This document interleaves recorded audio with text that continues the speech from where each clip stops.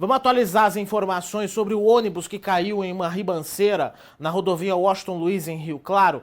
O motorista do coletivo finalmente apareceu para prestar esclarecimentos. A Alana Freitas está ao vivo com a gente para contar todos os detalhes sobre isso. Bom dia para você, Alana.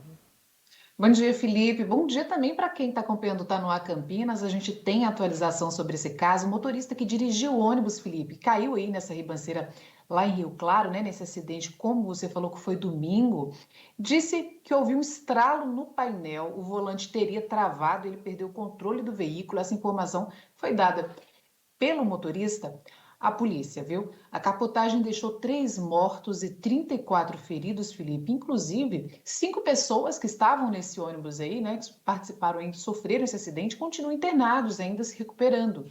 A gente não tem informações atualizadas do estado de saúde desses 5, mas seriam casos menos graves e estariam se recuperando no hospital. O motorista Maurício Leite dos Santos deixou o local do acidente, viu? A Secretaria de Segurança Pública informou que foram feitas diligências aí para localizar o motorista do coletivo, que estava inclusive em situação irregular. É bom a gente ressaltar. O motorista contou, assim que foi localizado, que foi socorrido por amigos e levado de volta a São Paulo, né? Essa história ainda precisa ser um pouco mais esclarecida, né? O socorro não encontrou o motorista, a polícia não encontrou esse motorista no lugar. Essa seria aí a justificativa dele. Ele afirmou ainda que fez a revisão do ônibus na última semana e que o veículo estava com a documentação em dia. O motorista disse ainda que foi chamado pela Polícia Civil para prestar depoimento. Ontem à tarde, Felipe, os laudos para determinar as causas reais desse acidente já estão em andamento. Segundo a Polícia Rodoviária, a suspeita é que um problema mecânico possa realmente ter causado a capotagem. Os veículos e os pneus traseiros estavam em mau estado de conservação, segundo já apontou aí a polícia. De acordo com informações da Polícia Militar Rodoviária, 5 quilômetros antes da queda, do momento aí, do local onde aconteceu essa queda, o ônibus teria parado no acostamento e o motorista, Felipe, desceu para fazer um reparo. Um funcionário da concessionária Eixo São Paulo, responsável aí pela rodovia, teria inclusive perguntado ao motorista o que estava acontecendo, por que ele estava ali parado, né, no acostamento. Ele respondeu que fazia reparo no sistema de freio do ônibus. Essa versão, Felipe, não é a mesma que o motorista contou aos passageiros. Ele justificou para os passageiros que havia parado para fazer reparo no ar-condicionado. Já para esse profissional aí, né, lá da XSP, que perguntou para ele o que ele estava fazendo, ele falou que era um trabalho que ele está fazendo de reparo ali no sistema de freio. Então está muito desencontrado essas informações ainda, né? Essas justificativas do motorista, muita coisa ainda precisa ser esclarecida aí sobre esse acidente. Inclusive, né, Alana, enquanto você estava conversando aqui, quando você estava contando esses detalhes para a gente, né, estávamos aqui nos bastidores, né, comentando por que o motorista simplesmente foi embora, não é? Ah, ok, foi salvo por amigos, foi resgatado por amigos e levado para São Paulo. A distância não é tão simples assim, não é? De Rio Claro a São Paulo, 1h40 de viagem, dependendo da velocidade que é desenvolvida, dependendo do trecho que é pego. Por que o motorista deixou o local do acidente? A história dele falar que estava consertando o ar-condicionado, em vez de falar do freio para os passageiros, ainda dá para entender a questão do seguinte: eu não quero deixar os passageiros em pânico, não é? Então eu vou falar que foi no ar-condicionado, porque vira e mexe o ar-condicionado dá problema mesmo. Isso é uma coisa relativamente rotineira, não é? Ainda que tenham garagens de ônibus que façam esse conserto, mas isso é uma coisa mais aceitável. É muito mais fácil você ouvir falar assim: tá só consertando o ar-condicionado, tá deixando o ar diferente, do que falar que, tem um problema no freio. Aí todo mundo ia ficar desesperado. Essa ainda é uma coisa que é mais ou menos. E ele jogou a real pro funcionário da concessionária, não é? Agora, existem algumas perguntas ainda que não estão exatamente esclarecidas. O motorista ele já foi ouvido, pelo menos de uma forma não oficial, né, pela polícia, tanto que ele foi convocado. Hoje ele deve estar deve ser agora no começo da tarde, inclusive, esse novo depoimento dele à Polícia Civil de Rio Claro, aí sim de forma oficial, né, sentado na frente do delegado para poder explicar todas as circunstâncias que aconteceram nesse acidente. Agora, eu queria só reforçar algumas coisas que nós comentamos ontem aqui no Tá No Ar Campinas, como foi o caso da idade do ônibus, a questão da manutenção, e agora com essas informações parece ainda estar mais claro que o ônibus não tinha a manutenção correta, né?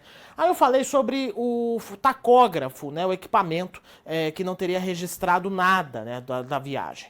Ô Alana, a gente fez uma apuração, não é, para descobrir mais coisas relacionadas a esse ônibus, não é? O que nós descobrimos com relação à manutenção, enfim, aos detalhes desse ônibus? A gente conseguiu apurar, Felipe, o seguinte: esse veículo não tem registro realmente na Agência Nacional de Transportes Terrestres, né, a ANTT, o que configura clandestinidade. Além de estar com verificação aí do aparelho que você falou, né, do cronotacógrafo vencida, por isso não teria sido registrado. O equipamento é obrigatório e considerado a caixa preta do transporte rodoviário, permite identificar aí velocidade praticada, tempo de direção e distância percorrida. Então, esse equipamento não estava funcionando normalmente. Ele estava com defeito, estava vencido. A empresa Transbrasil, né, agrega aí ônibus e outras empresas até para ajudar companhias menores. No caso, Felipe, esse ônibus que tombou aí na Washington Luiz é de uma agência de turismo que está registrada na base de dados do Denatran. Segundo a NTT, o ônibus está cadastrado como parte da frota da Transbrasil, mas estava inativo, ou seja, não poderia ser utilizado para transporte rodoviário de passageiros de jeito nenhum, Felipe. Estava tudo errado. O equipamento não estava funcionando, os registros não estavam atualizados, era um ônibus considerado inativo, ou seja, está tudo errado, né? O que justifica a causa desse acidente aí. Ele não podia estar trafegando, não podia estar carregando pessoas e colocou, sim, a vida de pessoas em risco. Quem tomou essa decisão aí de colocar esse ônibus para rodar?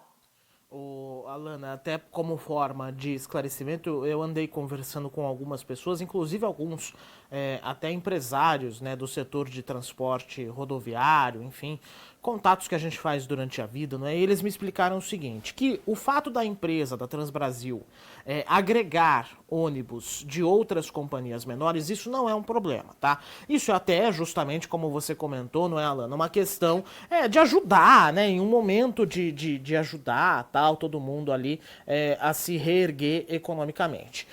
Se o ônibus fosse usado apenas pela empresa proprietária dele, essa agência de turismo, para fretamento, não haveria problema, segundo a NTT, tá? Se ele fosse exclusivamente para isso, poderia circular numa boa, a empresa está ativa, a empresa está regularizada e o ônibus poderia circular por essa empresa. A partir do momento que o ônibus foi vinculado à frota da Transbrasil, que foi isso o que aconteceu, tem que passar por algumas vistorias feitas pela Agência Nacional de Transportes Terrestres para que possa circular como Transbrasil. Isso, segundo a NTT, não aconteceu. O ônibus foi fabricado no ano 2000, portanto 21 anos, né? Ônibus, geralmente, para você ter uma ideia, ônibus urbanos, nas cidades, na maioria, né, grande parte das cidades aqui da nossa região, podem circular no máximo 10 anos. No transporte rodoviário, né, pela NTT, se eu não me engano, também é 12, 13 anos a idade máxima da frota. Vai dizer que isso estava irregular também? É muito relativo, tá? Se a manutenção está em dia e se segue os cronogramas de inspeção, não tem problema, dá para seguir. Outra coisa que chamou atenção também. O veículo tem um registro em 2021 de 11 multas, sendo que 2 delas aconteceram na rodovia Fernão Dias, ali perto de Camanducaia, já na divisa com Minas Gerais, já em Minas Gerais, não é? E em menos de 5 minutos o ônibus passou em alta velocidade por 2 radares e levou 2 multas. Essa informação, ela pode não acrescentar muitas coisas nesse caso de Rio Claro especificamente, Porque a gente não sabe se era o mesmo motorista que estava guiando, a gente não sabe as circunstâncias. Essas multas aconteceram no mês passado, tá? Mas fica aí uma pulga atrás da orelha para levantar um fato de que um ônibus que tem 21 anos de idade, de conservação, enfim, avalie como quiser, com pneus que estavam sem condições segundo a polícia, com freios que teriam problema, como o próprio motorista disse, à concessionária. Tem coisa errada aí nessa história, tá? O fato das multas é uma questão que a gente tem que analisar à parte. Só relembrando mais algumas coisas. Segundo a Polícia Rodoviária, um agente de turismo que estava na primeira poltrona viu que o motorista virou o volante para fazer a curva e não conseguiu desvirar. O volante travou e esse seria o motivo para o ônibus ter caído na ribanceira. A perícia ainda está fazendo um levantamento para descobrir se travou mesmo o sistema de direção. Eu vou liberar a Alana Freitas, que a Alana está buscando também outras informações sobre a Covid-19 aqui na nossa região. A Alana daqui a pouquinho volta a falar aqui com a gente. A ANTT enviou uma nota ainda falando sobre a questão da fiscalização. Vou ler a nota para vocês. Abre aspas, tá? Destacamos que as fiscalizações para coibir o transporte rodoviário interestadual, ou seja, entre estados, não autorizado de passageiros, ocorrem de forma permanente. Segundo a ANTT, fecha aspas, né? Segundo a ANTT, este ano, apenas em 2021, foram emitidos mais de 1.600 infrações para o transporte não autorizado. Isso não apenas sobre essa empresa, não é? Mas no geral, tá? No geral. A Sufis, que é a área responsável pela fiscalização, tem feito esse trabalho de uma forma mais intensa entre todos os operadores de transporte interestadual ou internacional de passageiros, respeitando os limites estabelecidos na legislação especial. Na legislação, aliás, em especial também em decisões judiciais. Por que decisões judiciais, minha gente? Existem algumas empresas que operam algumas linhas rodoviárias por meio de liminar.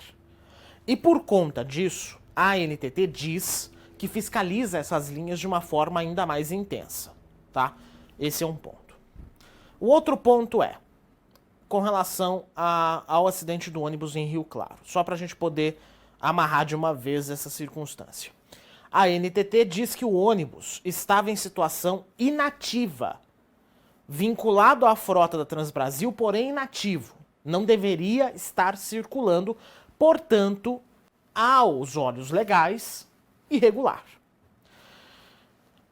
O depoimento do motorista vai ajudar a esclarecer algumas coisas? Vai. Mas eu não acredito que vá resolver uma das questões que acabou se tornando a chave para esse esclarecimento, que é: como assim apareceram amigos que o levaram para São Paulo? Tá? Acho que essa é a principal questão que não está exatamente esclarecida. Nós, claro, continuamos acompanhando toda essa situação. E vamos trazer mais detalhes sobre o depoimento do motorista também durante o RF News, durante o Alerta Total, etc.